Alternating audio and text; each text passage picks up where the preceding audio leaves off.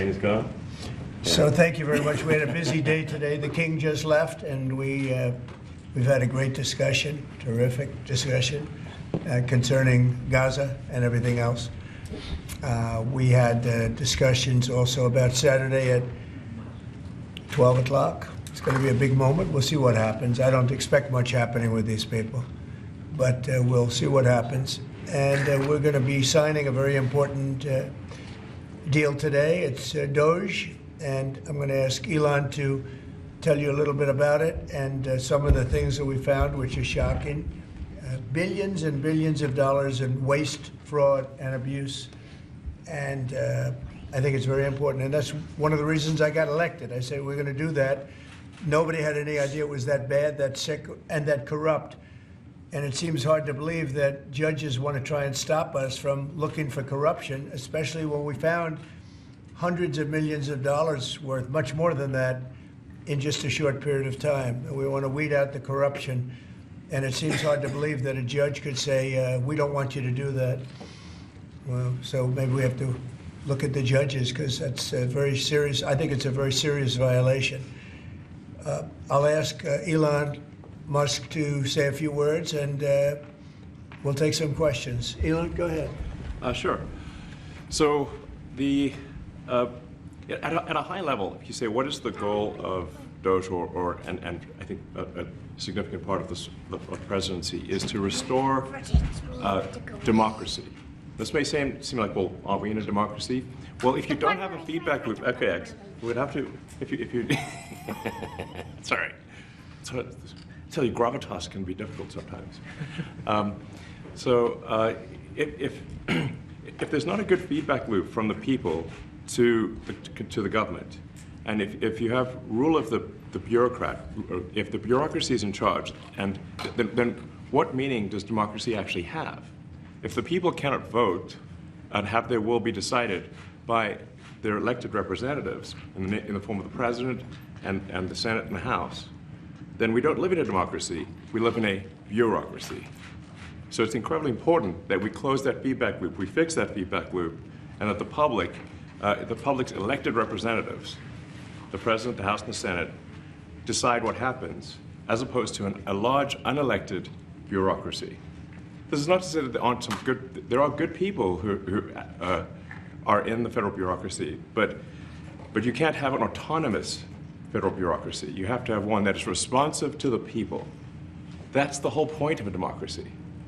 And if you looked at if you looked at the founders today and said, what do you think of the way things have turned out? Well, we have this unelected, fourth unconstitutional branch of government, which is the bureaucracy, which has, in a lot of ways, currently more power than any elected representative. And this is not something that people want, and it does not match the will of the people. So it's just something we've got to fix. And then we've also got to address the deficit. So we've got a $2 trillion deficit, and if we don't do something about this deficit, the country's going bankrupt. I mean, it's really astounding that the interest payments alone on the national debt exceed the Defense Department budget, which is shocking, because we spend a lot of money on defense. And if that just keeps going, we're essentially going to bankrupt the country. So what I really want to say is, like, it's not optional for us to reduce the federal expenses. It's essential. It's essential for America to remain solvent as a country, and it's essential for America to have the resources necessary to provide things to its citizens and not simply be servicing vast amounts of debt. And also, could you mention some of the things that your team has found, some of the crazy numbers, including the woman that walked away with about 30 million, right, etc.? Well, we do find it sort of rather odd that there are quite a few people in the bureaucracy who have ostensibly a salary of a few $100,000, but somehow manage to accrue tens of millions of dollars in net worth while they are in that position, which is, what happened at USAID. We're just curious as to where it came from. Maybe they're very good at investing, in which case we should take their investment advice, perhaps. But there seems to be mysteriously they get wealthy. We don't know why. Where does it come from? I think the reality is that they're getting wealthy at the taxpayer expense. That's the honest truth of it. So, we're looking at, say, if you look at, say, Treasury, for example, basic controls that should be in place, that are in place in any company, such as making sure that any given payment has a payment categorization code, that there is a comment field that describes the payment, and that if a payment is on the do not pay list, that you don't actually pay it. None of those things are true currently. So the reason that departments can't pass audits is because the payments don't have a categorization code. It's like just a massive number of blank checks just flying out the building. So you can't reconcile blank checks. You've got comment fields that are also blank, so you don't know why the payment was made. And then we've got this truly absurd, a do not pay list, which can take up to a year for an organization to get on a do not pay list. And this, we're talking about terrorist organizations, we're talking about known fraudsters, known aspects of waste, known things that do not match any congressional appropriation, can take up to a year to get on the list, and even once on the list is not used. It's mind-blowing. So what we're talking about here, we're really just talking about adding common sense controls that should be present, that haven't been present. So you say, like, well, how could such a thing arise? That seems crazy. When you understand that really everything is geared towards complaint minimization, so then you understand the motivations. So if people receive money, they don't complain, obviously. But if people don't receive money, they do complain. And the fraudsters complain the loudest and the fastest. So then when you understand that, then it makes sense. Oh, that's why everything they approve all the payments at Treasury. Because if you approve all the payments, you don't get complaints. But now we're saying that, no, actually, we are going to complain. If money is spent badly, if your taxpayer dollars are not spent in a sensible and frugal manner, then that's not okay. Your tax dollars need to be spent wisely on things that matter to the people. I mean, these things, like, it's just common sense. It's not draconian or radical, I think. It's really just saying, let's look at each of these expenditures and say, is this actually in the best interest of the people? And if it is, it's approved. If it's not, we should think about it. So, there's crazy things like just cursory examination of Social Security, and we've got people in there that are 150 years old. Now, do you know anyone who's 150? I don't. Okay. They should be on the Guinness Book of World Records. They're missing out. That's a case where, like, I think they're probably dead. It's my guess. Or they should be very famous, one of the two. And then there's a whole bunch of Social Security payments where there's no identifying information. Well, like, why is there no identifying information? Obviously, we want to make sure that people who deserve to receive Social Security do receive it, and that they receive it quickly and accurately. I'll tell you another crazy thing. So, one of the things is, like, we are trying to sort of right-size the federal bureaucracy, just make sure that this. Obviously, there need to be a lot of people working for the federal government, but not as many as currently. So we're saying, well, okay, if people can retire, with full benefits and everything, that would be good. They can retire, get their retirement payments, everything. And then we were told, this is actually, I think, a great anecdote, because we were told the most number of people that could retire possibly in a month is 10,000. We're like, well, why is that? Well, because all the retirement paperwork is manual on paper. It's manually calculated, then written down on a piece of paper. Then it goes down a mine. And like, what do you mean a mine? Like, yeah, there's a limestone mine where we store all the retirement paperwork. And you look at a picture of this mine. We'll post some pictures afterwards. And this mine looks like something out of the 50s because it was started in 1955. So it looks like it's like a time warp. And then the speed, the limiting factor is the speed at which the mine shaft elevator can move determines how many people can retire from the federal government. And the elevator breaks down sometimes, and then nobody can retire. Doesn't that sound crazy? There's like 1,000 people that work on this. So I think if we can take those people and say, like, you know what, instead of working in a mine shaft and carrying manila envelopes to boxes in a mine shaft. You could do practically anything else, and you would add to the goods and services of the United States in a more useful way. So anyway, so I think that's an example. Like at a high level, if you say like, how do we increase prosperity? Is we get people to shift from roles that are low to negative productivity to high productivity roles. And so you increase the total output of goods and services, which means that there's a higher standard of living available for everyone. That's the actual goal. Everyone's very quiet, by the way. So are people normally this quiet? Your detractors, Mr. Musk. What? Including a lot of Democrats. I have detractors? You do, sir. I don't believe it. Say that you're orchestrating a hostile takeover of government and doing it in a non-transparent way. What's your response to that criticism? Well, first of all, you couldn't ask for a stronger mandate from the public. The public voted, we have a majority of the public voting for President Trump. We won the House, we won the Senate. The people voted for major government reform. There should be no doubt about that. That was on the campaign. The president spoke about that at every rally. The people voted for major government reform, and that's what people are going to get. They're going to get what they voted for. And a lot of times, people that don't get what they voted for, but in this presidency, they are going to get what they voted for. And that's what democracy is all about. Mr. Musk, the White House says that you will identify and excuse yourself from any conflicts of interest that you may have. Does that mean that you are in effect policing yourself? What are the checks and balances that are in place to ensure that there is accountability and transparency? Well, we actually are trying to be as transparent as possible. In fact, we post our actions to the DOGE handle on X and to the DOGE website. So all of our actions are maximally transparent. In fact, I don't think there's been, I don't know of a case where an organization has been more transparent than the DOGE organization.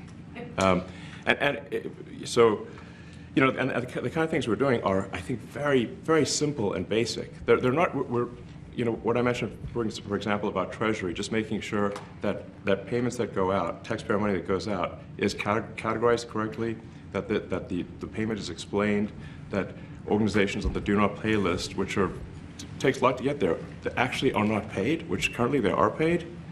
These are not individual judgment decisions. These are about simply having sensible checks and balances in the system itself to ensure that taxpayer money is spent well. So it's got nothing to do with, like, say, a contract with some company of mine at all. But if there is a conflict of interest when it comes to you yourself, for instance, you've received billions of dollars in federal contracts when it comes to the Pentagon, for instance, which the president, I know, has directed you to look into. Yeah. Are you policing yourself in that? Is there any sort of accountability check and balance in place that would provide any transparency for the American people? Well, all of our actions are fully public. So if you see anything, you say, like, wait a second, hey, Elon, that seems like maybe that's, there's a conflict there. It's not like people are going to be shy about saying that. They'll say it immediately. Including you yourself. Yes, but transparency is what builds trust, not simply somebody asserting trust. So not somebody saying they're trustworthy, but transparency, so you can see everything that's going on. And then you can see, am I doing something that benefits one of my companies or not? It's totally obvious. And if we thought that, we would not let him do that segment or look in that area if we thought there was a lack of transparency or a conflict of interest. And we watch that also. He's a big businessman. He's a successful guy. That's why we want him doing this. We don't want an unsuccessful guy doing this. Now, one thing also that Elon hasn't really mentioned are the groups of people that are getting some of these payments. They're ridiculous. And we're talking about billions of dollars that we've already found. We found fraud and abuse. I would say those two words as opposed to the third word that I usually use, but in this case, fraud and abuse. It's abusive because most of these things are virtually made up, or certainly money shouldn't be sent to them. And you know what I'm talking about. It's crazy. So, but we're talking about tens of billions of dollars that we've already found. And now a judge who's an activist judge wants to try and stop us from doing this. Why? Why would they want to do that? I campaigned on this. I campaigned on the fact that I said government is corrupt. And it is very corrupt. It's very, very, it's also foolish. As an example, a man has a contract for 3 months and the contract ends, but they keep paying him for the next 20 years, because nobody ends a contract. You got a lot of that. You have a contract that's a 3-month contract. Now, normally, if you're in a small, in all fairness, it's the size of this thing is so big. Yeah. But if you have a contract and you're in a regular business, you end the contract in 3 months. It's a consultant. Here's a contract for 3 months, but it goes on for 20 years. And the guy doesn't say that he got money for 20 years, They don't say it. They just keep getting checks month after month. And you have various things like that, and even much worse than that, actually, much worse. And I guess you call that incompetence, maybe. Yeah. It could be corruption. It could be a deal's made on both sides, where the guy gets the money, he kicks. I think there's a lot of kickback here. I see a lot of kickback here. There's a lot of kickbacks. A tremendous kickback, because nobody could be so stupid to give out some of these contracts. Yes. So he has to get a kickback. So that's what I got elected for, that and borders and military and a lot of things, but this is a big part of it. And I hope that the court system is going to allow us to do what we have to do. We got elected to among other things, find all of this fraud, abuse, all of this horrible stuff going on. And we've already found billions of dollars, not like a little bit, billions, many billions of dollars. And when you get down to it, it's going to be probably close to $1 trillion. It could be close to $1 trillion that we're going to find. That will have quite an impact on the budget. And you'll go to a judge where they handpick a judge, and he has certain leanings. I'm not knocking anybody for that, but he has certain leanings. And he wants us to stop looking. How do you stop looking? I mean, we've already found it. We have a case in New York where a hotel has paid $59 million, $59 million because it's housing migrants, illegal migrants, all illegal, I believe. And they were being paid twice the normal room rate at 100% occupancy. Unbelievable. So it's a racket. Yeah. Mr. Musk, can I ask a question? You Well, said on, if I may sort of just going for the president's comments, at a high level, you say, what are the two ingredients that are really necessary in order to cut the budget deficit in half from $2 trillion to $1 trillion? And it's really two things: competence and caring. And if you add competence and caring, you'll cut the budget deficit in half. And I fully expect to be scrutinized and get a daily proctology exam, basically. Might as well just camp out there. So it's not like I think I can get away with something. I'll be scrutinized nonstop. But with the support of the president, we can cut the budget deficit in half from $2 trillion to $1, and then with deregulation, because there's a lot of sort of regulations that don't ultimately serve the public good. We need to free the builders of America to build, and if we do that, that means I think we can get the economic growth to be maybe 3-4%, maybe 5%.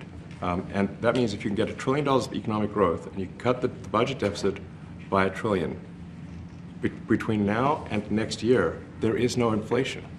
There's no inflation in 26. And if the government is not borrowing as much, it means that interest costs decline. So everyone's, the mortgage, their car payment, their credit card bills, anything, their student debt, the monthly payments drop. That's a fantastic scenario for the average American. I mean, imagine they're going down the grocery aisle and the prices from one year to the next are the same, and their mortgage, all their debt payments dropped.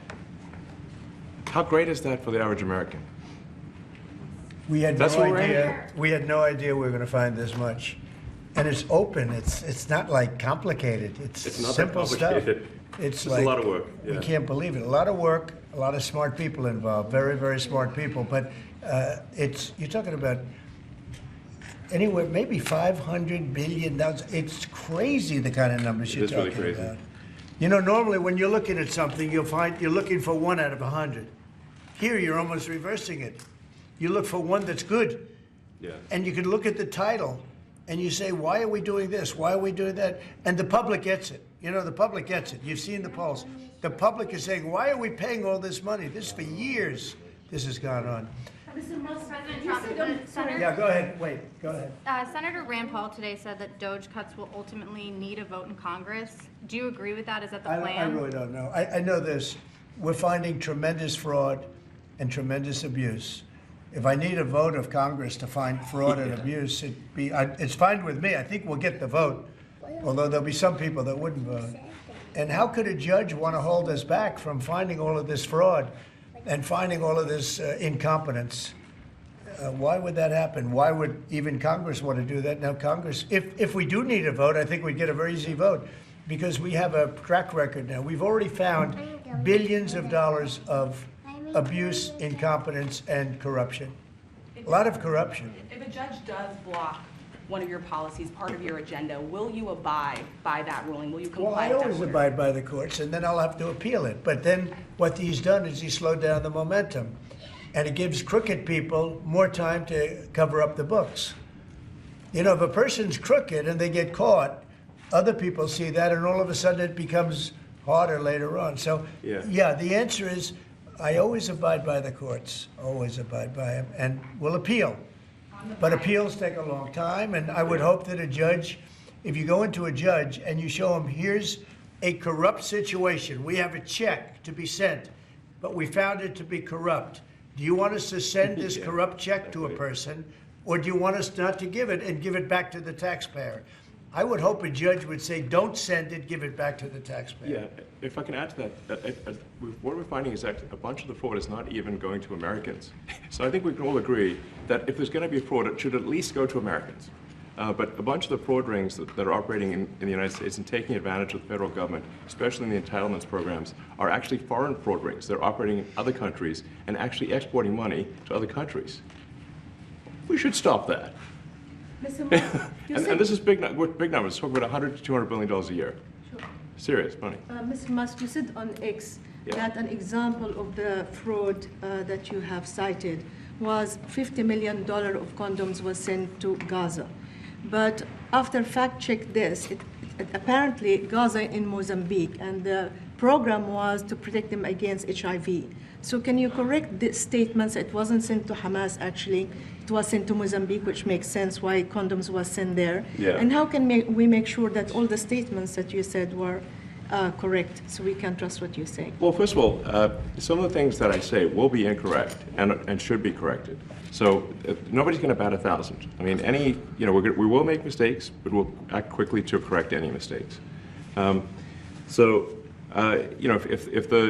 not sure we should be sending $50 million worth of condoms to anywhere, frankly. I'm not sure that's something Americans would be really excited about. And that is really an enormous number of condoms, if you think about it.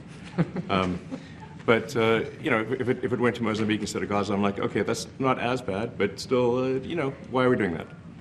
Mr. Musk, can you talk a little bit about how closely you're working with agency heads as you're directing these cuts? Do they have how much input do agency heads have when you're making these decisions? Yeah, we work closely with the agency heads, there are sort of checks in place. So it's not just us just going in and doing things willy-nilly. It's in partnership with the agency heads, and I check frequently with the president to make sure that this is what the president wants to have happen. So we talk almost every day, and I double check things to make sure, is this something, Mr. President, you want us to do this? Then we'll do it. USAID has been one of your main targets.